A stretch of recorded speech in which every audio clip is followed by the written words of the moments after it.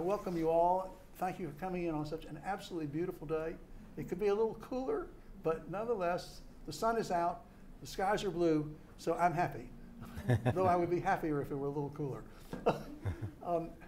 Stan Litow, I've known Stan for a number of years, I think almost since he first went to IBM in about 1993.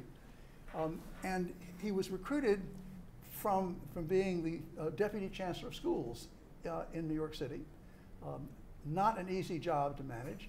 And the CEO of IBM, with whom we worked very closely, decided that he wanted Stan to come and work at IBM. And one of the major focuses of the CEO at IBM was education. And one of the first major projects that Stan had to put together were these three successive national, how would you describe, conferences? Education summit. Education summits that attracted governors, mayors, and lots of people from education, and made a very significant difference, I think, in the dialogue about the problems of education. I can't honestly say that problems have been solved in the interim, but they seem to recur and just simply morph into other problems. But in any event, Stan has worked on them, and not only did he envision the education summits, but since then he has done a number of other things that have marked out IBM as being one of the most creative corporations working on trying to solve social problems.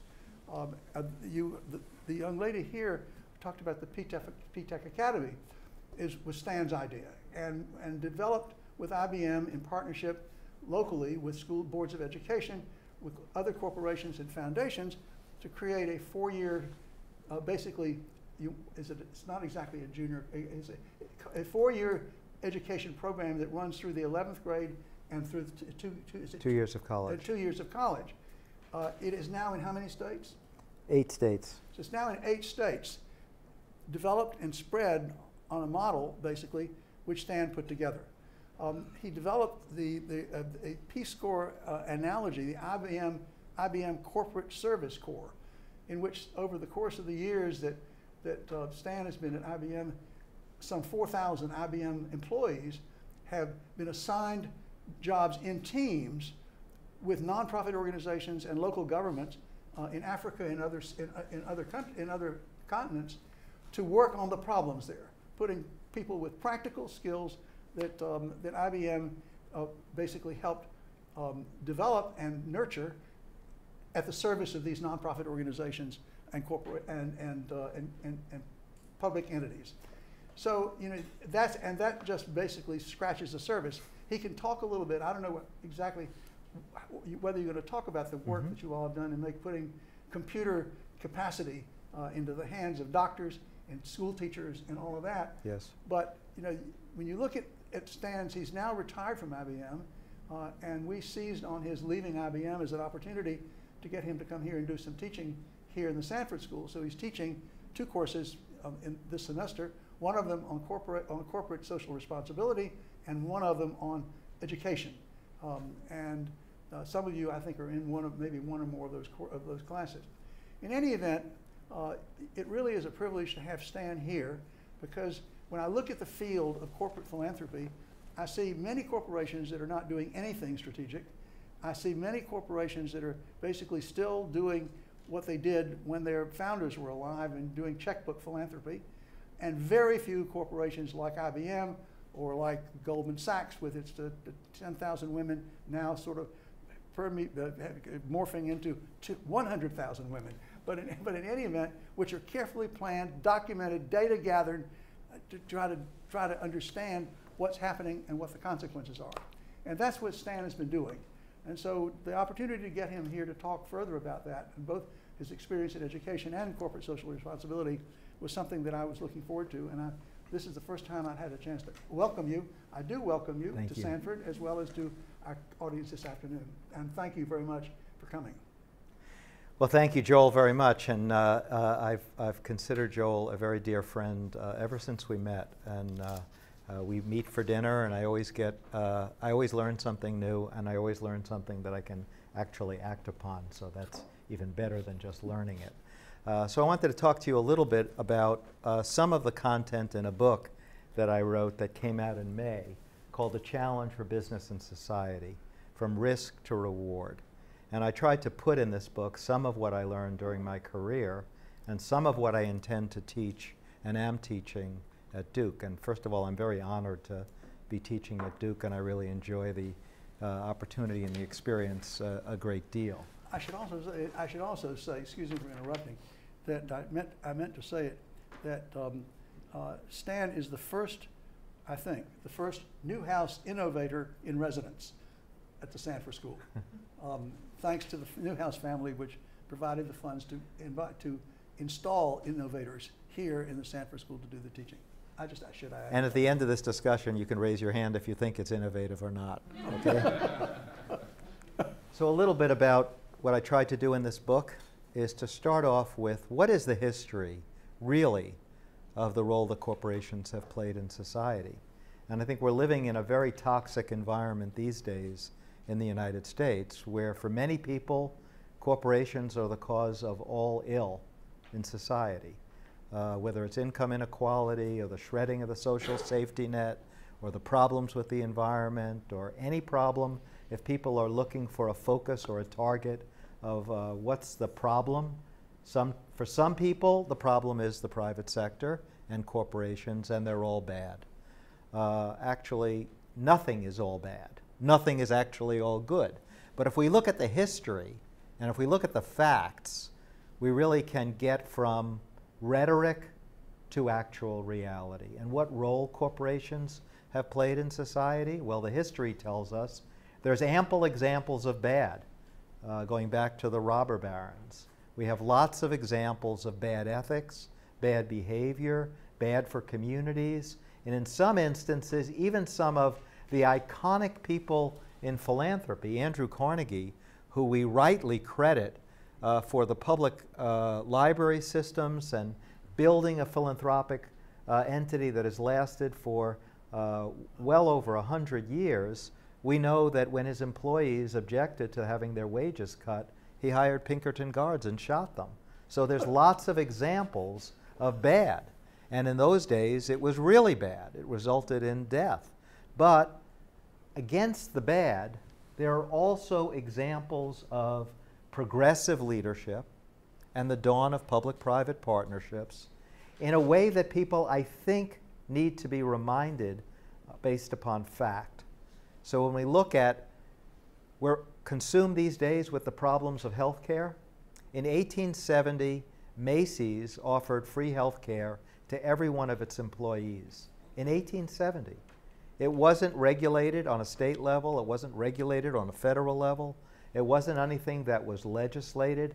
It was provided by a company for its employees because the leadership of the company believed that building loyalty among your employees and building productivity of your employees involved a range of employee benefits that were significant and important.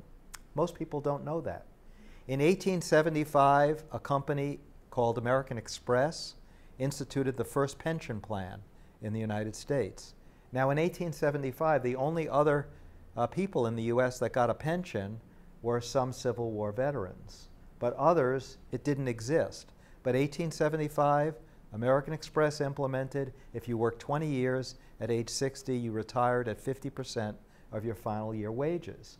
And it led to dozens and dozens of other companies following American Express's model. In the first decade of the 20th century, companies started to invent something called a week of paid vacation. By 1905, there were over 450 companies that offered a week of paid vacation.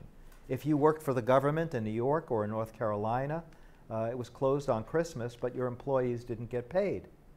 But if you worked for those companies, you got a week of paid vacation. Those were progressive labor policies. They were instituted by companies, and they made a difference in society because they affected labor relations across the United States. In the 1920s, IBM ended piecework. Before that, most companies paid people based upon what they produced. A lot of people think that's what we should do today. I hope they don't move in that direction. But people were paid an hourly wage, and they were paid a competitive hourly wage. And that happened about 100 years ago. And that also was something that influenced legislation, it influenced the behavior of other companies, it influenced America, it influenced American society. In the 1930s, we passed a piece of legislation in the United States called Social Security. We had a first woman cabinet member of the United States, Frances Perkins, who was the Secretary of Labor. And when Social Security passed, she was given the challenge of implementing Social Security. And as most smart people would do, they called in every smart consultant and brain that they could find about how would you implement Social Security. There were 26 million people who would be in the program for about 2.6 million employers. And every person that she talked to told her it would take about 3 years to implement that program. And she knew that the president would be under pressure to deliver results in a whole lot less than 3 years. And she went to talk to somebody who she had a good relationship with. His name was Tom Watson, and he was the CEO of the IBM company. And he went to meet with his engineers and research people at IBM, and they said that Frances Perkins was given the right information because it's not possible to do it in less than 3 years, except we've been monkeying around with this idea for a new machine. We call it a collator. And actually, if you gave us the money to invent it and implement it, we could probably do it in less than a year. And they said, but you should know it's a request for proposal, it's competitive, and if you invested in this machine, you couldn't get paid for it. You'd have to take the risk and assume the entire financial burden on your own. And he said, let's go forward. So they invented the collator. They implemented Social Security in less than 13 months. And within 4 years, he doubled the size of his company. But it was a public-private partnership in the 1930s that implemented something that was of major benefit to a company, but major benefit to society. The next decade, in the 1940s, IBM had its research laboratory in New York City with Columbia University. And he met with the leadership of Columbia because IBM was developing something called computers. And he wondered about what academic institutions could do to prepare the next generation of workers to work in that industry. And there were engineering programs, there were science programs, but at the end of what was supposed to be a lunch that lasted almost 4 hours, he came up with the idea that they would partner on the creation of a new academic discipline. And when I wrote the book, I went into the IBM archives, and there's a letter from Mr. Watson to the leadership of Columbia that says, these are the things I will do for you, loaning adjunct faculty, providing scholarships, providing assistance, and let's call it computer science. That was the development of computer science. It was a public-private partnership. It was a company in their interest, it was a university in their interest, and it was something that wound up providing significant benefit to society. In the 1950s, IBM opened a plant in Lexington, Kentucky. It was the first integrated manufacturing plant below the Mason-Dixon line. It wound up integrating the schools in Lexington, Kentucky. It was long before the Civil Rights Act, and it was done by a company that liked the business deal that was offered by the governor of that state, but he also insisted that it be integrated. And it was something that he believed in passionately. He believed in diversity. He had implemented a policy of diversity and inclusion in the company, and it was something that he extended, and it had an impact on public policy. So when we look at the history, with all the bad behavior, we have examples of corporations that really exerted an enormous amount of leadership. And it wasn't just one company, American Express or Macy's or Kodak. In 1920, George Eastman gave 1/3 of all his personal stock holding to his employees, $10 million. That would be a front page story in every paper in the United States today if a CEO had done that. But these were examples of progressive leadership. It was a combination of what was good for business, but also what was good for society. So that's the history. It's not all bad. It's not all good. It's a combination of good and bad. But the progressive leadership sometimes led to progressive action by others, but often it didn't eliminate the bad behavior, because the bad behavior in history in the 1900s and the 1920s and the 1940s and the 1950s takes us right to today. We are right back where we were before. We have best practices in corporate responsibility. We have best practices in corporate philanthropy. We have best labor practices, and we also have the same bad behavior that we had historically. So let's talk a little bit about some of the good, because I think some of the good is not only good, but it's exemplary. Joel talked about the P-TECH program. We have a skills crisis in the United States, the likes of which we have not seen. Virtually all of the well-paying jobs that are being developed require a post-secondary education.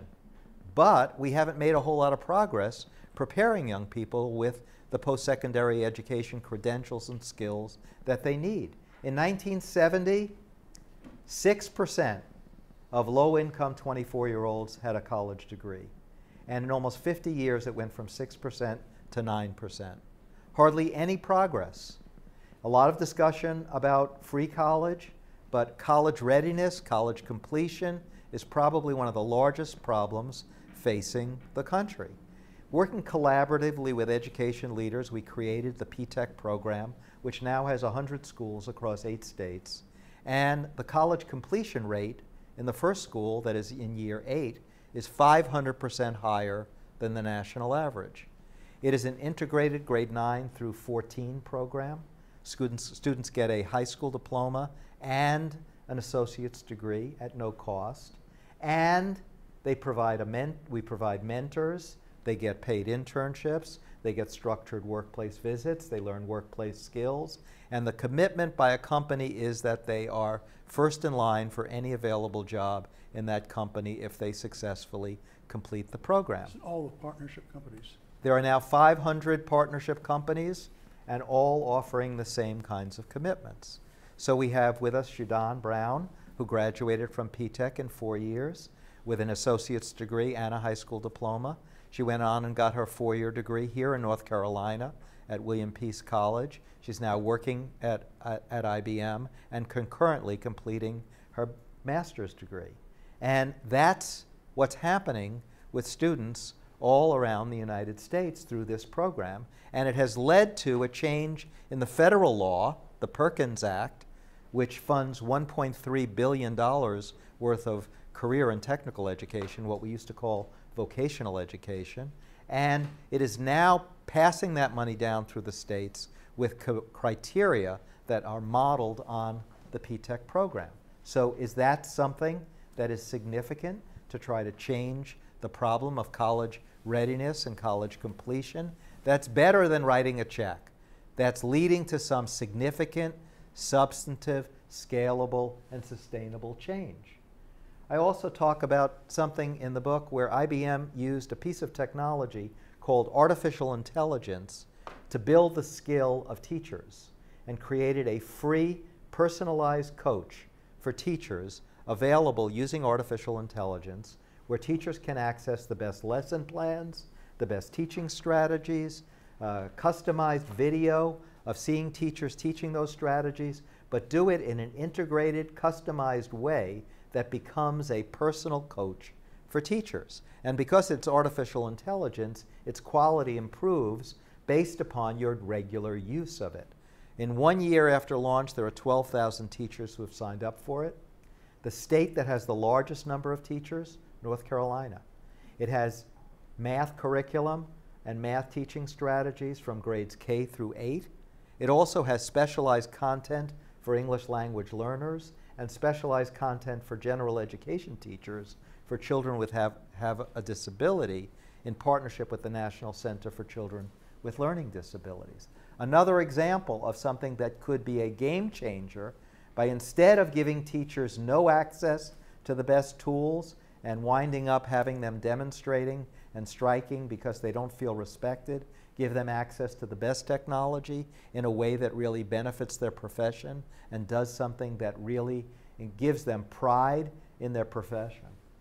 Citizen diplomacy. Joel talked about the idea of a corporate version of the Peace Corps, the Corporate Service Corps. So when companies look at what makes them unique and special, it's the quality of their employees. It's the leadership quality of their employees. And how do you build leadership skills? One way to do it is through what we call the Corporate Service Corps. So each year, IBM select 800 of our top emerging leaders, send them out in 1-month team assignments in the developing world to solve some of the most pressing social problems that we are all struggling with. A team of Corporate Service Corps volunteers, paid for by the company, went into Cross River Province in Nigeria and developed the poor health care program for women and children. And it has benefited now 195,000 women in Cross River Province in Nigeria. And it was a policy that the government wanted to implement, but it lacked a management plan and an implementation plan that this team of people did. And over 1,000 projects have been done over a 10-year period. And the benefit to society is about $200 million worth of consulting projects done in the public interest. But the benefit for the company is the skill level of the 4,000 employees who have been through the program increased, the retention rate of top talent increased, the managers, 90% of them felt that they got a better employee back from this program when they sent them out, so it has provided benefit for the company, benefit for society, and benefit for the individuals who describe the experience of a lifetime, being able to have that kind of opportunity to make a difference in society. So these are examples of some of the things that some companies are doing. JP Morgan Chase just announced $500 million initiative to improve our cities through grants and special assistance, some of it modeled after the Corporate Service Corps. American Express, building the capability of staff in not-for-profit or organizations. We have examples of AT&T, which has just invested $200 million to reskill its existing workforce so that instead of laying people off, they'll build the skills of their existing workforce to do better. So they're examples of progressive behavior by companies similar to what we see when we go back into the past, but did it stop the bad behavior? Ask Bernie Madoff. It didn't. We still have Enron, WorldCom, examples of Volkswagen, examples of banks like Wells Fargo.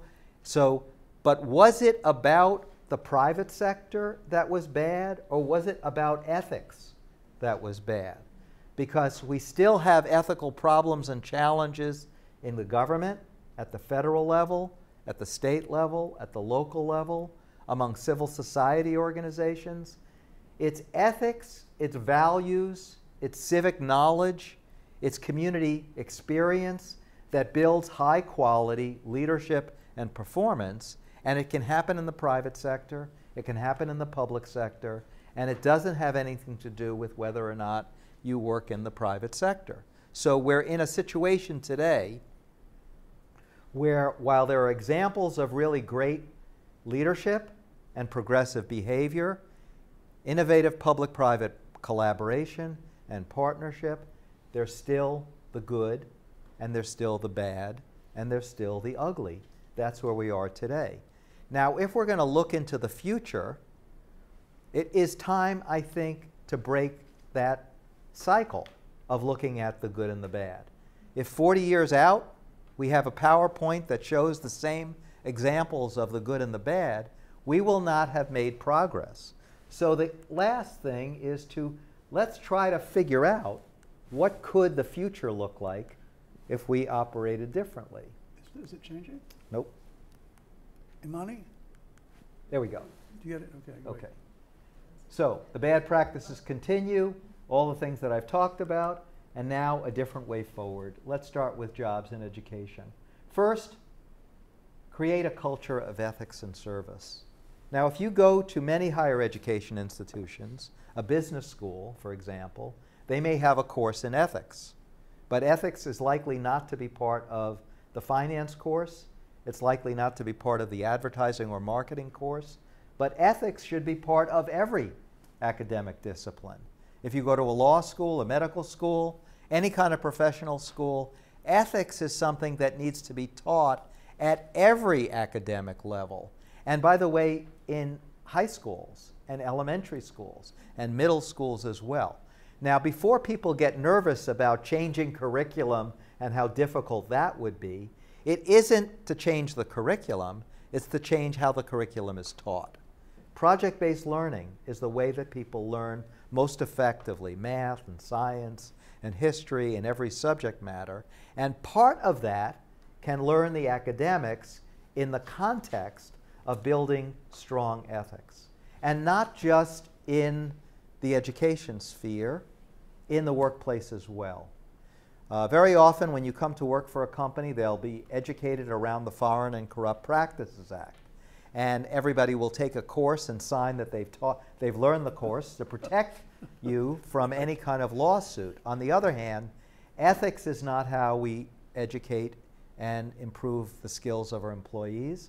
It's not how we evaluate skills when people get promoted. It's not part of the compensation process, and it should be.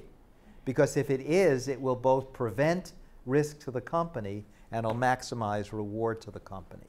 The kind of community service that I talked about in the Corporate Service Corps should be part of how we give everybody a sound education.